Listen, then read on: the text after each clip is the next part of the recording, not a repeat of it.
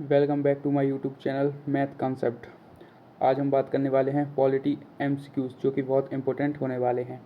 आपकी SSC, UPSC, defence, railway, all state police and patwari में ये कारगर साबित होने वाले हैं और वर्तमान में जो एसएससी के एग्ज़ाम चल रहे हैं उसके लिए ये बहुत कारगर साबित होंगे।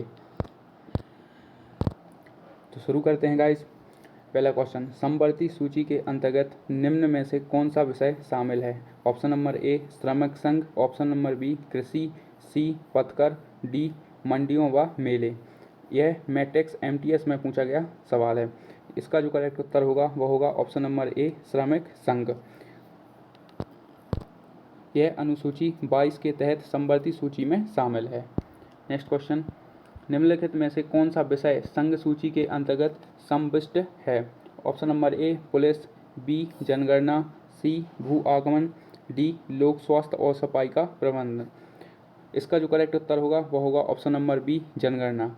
जनगणना संघ सूची में प्रविष्ट 69 अनुसूची के तहत समाविष्ट है, जबकि पुलिस, भू आगमन, लोक स्वास्थ्य और सफाई का प्रबंधन राज्य सूची के अंतर्गत आता है। नेक्स्ट क्वेश्चन, केंद्र और राज्य के बीच कुछ कर संसाधनों के वित्तीय वितरण का निपटारा किसके द्वारा किया जाता है? ऑप्शन नंबर ए योजना आयोग, बी अंतर्राष्ट्रीय परिषद, सी वित्त आयोग, डी वित्त मंत्री। इसका जो करेक्ट उत्तर होगा वह होगा ऑप्शन नंबर सी वित्त आयोग। केंद्र और राज्यों के बीच कुछ कर संसाधनों के वित्तीय वितरण का निपटारा वित्त आयोग द्वारा किया जाता है।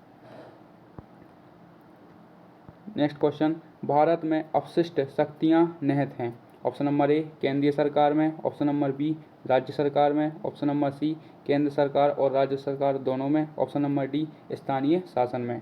जो इसका करेक्ट उत्तर होगा वह होगा ऑप्शन नंबर ए। यह आपकी तीसरी क्लास है और जिसने भी पहली और दूसरी क्लास नहीं देखी है वह डिस्क्रिप्शन बॉक्स में लिंक दी गई है, कृपया उसे देख लें। यह मोस्ट आईएमपी क्वेश्चन होने वाले हैं जो कि एसएससी और रेलवे के एग्ज़ाम में काफ़ी कारगर साबित होंगे। नेक्स्ट क्वेश्चन, संसदीय प्रकार की सरकार में वह बराबर वालों में पहला होता है वह कौन है? ऑप्शन नंबर ए राष्ट्रपति, बी प्रधानमंत्री, सी विपक्ष का नेता, डी निचले सदन का अध्यक्ष। ऑप्शन नंबर बी इसका करेक्ट होने वाला है जो कि पीएम प्रधानमंत्री होता है। भारत में प्रधानमंत्री तब तक अपने पद पर रहता है जब तक उसे प्राप्त है ऑप्शन नंबर ए सशस्त्र बलों का समर्थन, बी राज्यसभा का विश्वास, सी लोकसभा का विश्वास, डी जनता का समर्थन। इसका जो करेक्ट उत्तर होगा वह होगा ऑप्शन नंबर सी लोकसभा का विश्वास। प्रधानमंत्री मंत्रिपरिषद का अध्यक्ष होता है तथा मंत्रिपरिषद संविधान के अनुच्छेद 75(3) के तहत लोकसभा के प्रति उत्तरदायी होता है। लोकसभा में मंत्रिपरिषद के विरुद्ध अविश्वास प्रस्ताव पारित होने पर प्रधानमंत्री सहित मंत्रिपरिषद को पद त्यागना पड़ता है। नेक्स्ट क्वेश्चन, भारत के प्रधानमंत्री का कार्यकाल कितना होता है? ऑप्शन नंबर ए लोकसभा के कार्यकाल के साथ, बी राष्ट्रपति के कार्यकाल के साथ जब तक उसे लोकसभा के बहुमत का समर्थन प्राप्त न हो, डी 5 वर्ष। इसका जो करेक्ट उत्तर होगा वह होगा ऑप्शन नंबर सी जब तक उसे लोकसभा के बहुमत का समर्थन प्राप्त हो तब तक वह प्रधानमंत्री का कार्य चलता रहता है। नेक्स्ट क्वेश्चन, किस आयोग की अनुशंसा के आधार पर पंजाब पुनर्गठन अधिनियम द्वारा पंजाब और हरियाणा के राज्य गठित किए गए थे? ऑप्शन नंबर ए धारा आयोग, ऑप्शन नंबर बी दारा आयोग, ऑप्शन नंबर सी शाह आयोग, ऑप्शन नंबर डी महाजन आयोग। जो इसका करेक्ट उत्तर होगा वह होगा ऑप्शन नंबर सी शाह आयोग। नेक्स्ट क्वेश्चन, सहकारियों आयोग का गठन किस विषय पर रिपोर्ट देने के लिए किया गया था? ऑप्शन नंबर ए राज्य सरकारी कर्मचारियों के लिए वेतनमान, बी केंद्र राज्य संबंध, सी राम जन्मभूमि बाबरी मस्जिद विवाद, डी कावेरी विवाद। जो इसका करेक्ट उत्तर होगा वह होगा ऑप्शन नंबर बी केंद्र राज्य संबंध में। नेक्स्ट क्वेश्चन, वह प्रधानमंत्री कौन था जिसे सांसद ने मतदान द्वारा अपदस्थ कर दिया था, मतलब पद से हटा दिया था? Option number A Indira Gandhi, B Morarji Desai, C VP Singh, D Chandrashekhar Azad.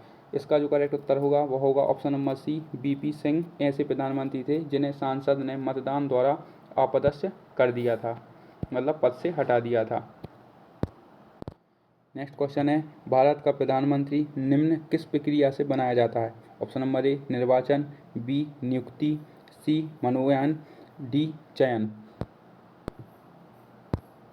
इसका जो करेक्ट उत्तर होगा वह होगा ऑप्शन नंबर बी, नियुक्ति द्वारा। नेक्स्ट क्वेश्चन, निम्न में से कौन सा कर संविधान द्वारा केवल पूर्णतः केंद्र सरकार को सौंपा गया है? संपदा शुल्क, बिक्री कर, रेलवे के किराए तथा भाड़े पर कर और डी है निगम कर। इसका जो करेक्ट उत्तर होगा वो ऑप्शन नंबर डी, निगम कर। संविधान द्वारा निगम कर केवल और पूर्णतः केंद्र सरकार को सौंपा गया है। नेक्स्ट क्वेश्चन, निम्न में से कौन सा भारतीय संचित निधि पर भारित व्यय नहीं है? ऑप्शन नंबर ए, पंचवर्षीय योजना पर व्यय। ऑप्शन नंबर बी, लोकसभा आयोग के अध्यक्ष।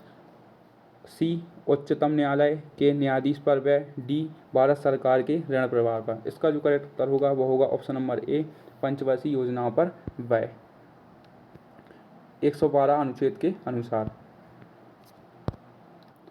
नेक्स्ट क्वेश्चन, किसी उच्च न्यायालय के न्यायाधीश की पेंशन प्रभावित की जाती है? ऑप्शन नंबर ए, राज्य के लोक लेखा को।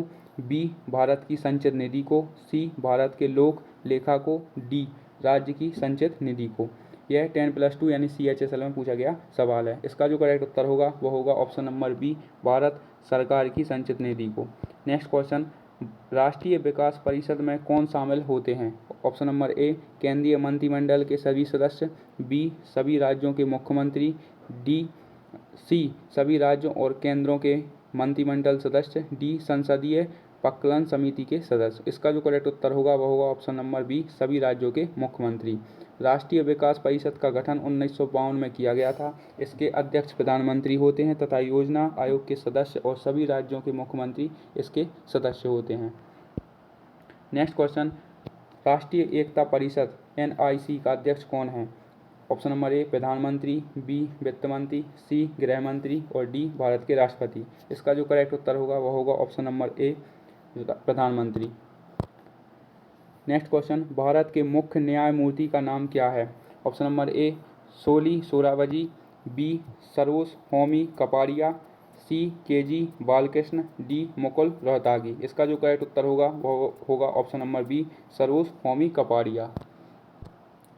नेक्स्ट क्वेश्चन, निम्न में से किसे उच्चतम न्यायालय के न्यायाधीश तथा लोकसभा अध्यक्ष के पदों को सुशोभित किया? Option number A, M Hidayatullah. B, KS Hegde. C, Subba Rao. D, PN Bhagwati. इसका जो करेक्ट उत्तर होगा वह होगा बी, KS हेगड़े। न्यायमूर्ति KS हेगड़े ने उच्च न्यायालय के न्यायाधीश और लोकसभा अध्यक्ष दोनों के पद को सुशोभित किया। वे 1976-77 के दौरान उच्चतम न्यायालय के न्यायाधीश तथा 21 जुलाई 1977 से 21 जनवरी 1980 के मध्य लोकसभा के अध्यक्ष पद पर रहे। नेक्स्ट क्वेश्चन, निम्न में से उच्चतम न्यायालय की सबसे पहली महिला न्यायाधीश कौन थी? ऑप्शन नंबर ए, सुनंदा भंडारे। बी, लीला सेठ। सी, प्रतिमा बीवी और डी, इंदिरा जयसिंह। जिसका करेक्ट उत्तर होगा वो होगा ऑप्शन नंबर सी, फातिमा बीवी।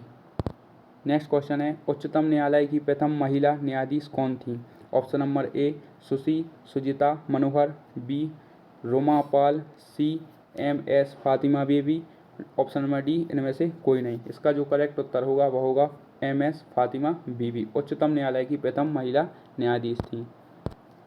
नेक्स्ट क्वेश्चन है, भारत में किसी के उच्च न्यायालय की प्रथम महिला मुख्य न्यायमूर्ति निम्नलिखित में से कौन सी थी?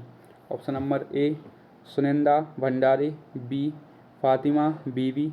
सी, लीला सेठ। डी, अन्ना चंडी। इसका करेक्ट उत्तर होगा वह होगा ऑप्शन नंबर सी, लीला सेठ।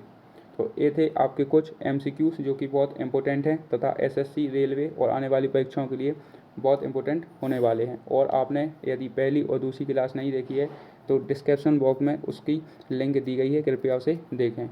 और न्यू अपडेट पाने के लिए हमारे चैनल को सब्सक्राइब करें और आने वाली क्लास को ज़रूर देखें।